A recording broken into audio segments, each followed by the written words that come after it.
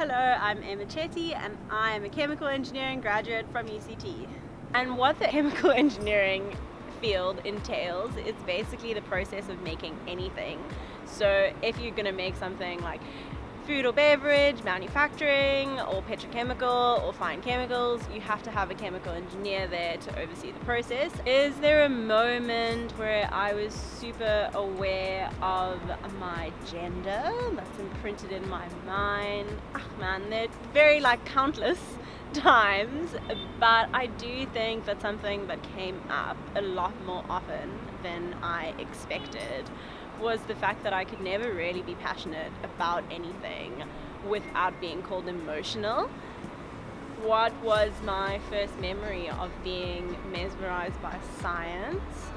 I think there were quite a few, but I think one that really stuck with me was when I was in my grade 9 natural science class and we made table salt, and it was so incredible because I just thought these chemicals that just have nothing to do made something so familiar, and there were different colors.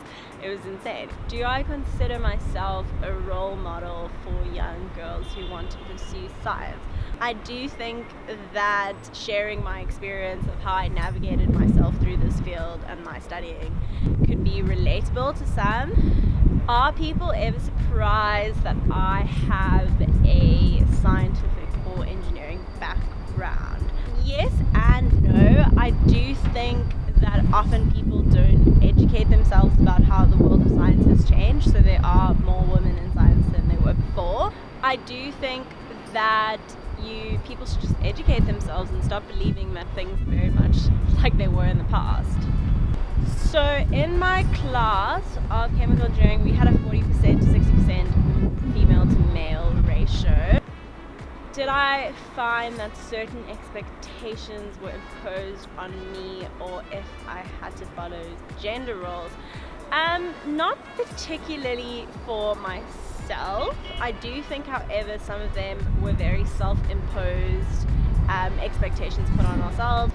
So what would I want to see in the future in science for young females? I think that there should definitely be more support for women in STEM, which is science, technology, engineering, and maths, especially within the institutions. And I feel like this kind of support should be encouraged, as well as directly dismantle some of the preconceived assumptions that are made about women in the field. What advice would I give to 10-year-old Emma? I would definitely tell her to stop doubting herself and understand that she deserves to be where she is, and no one can take away your hard work.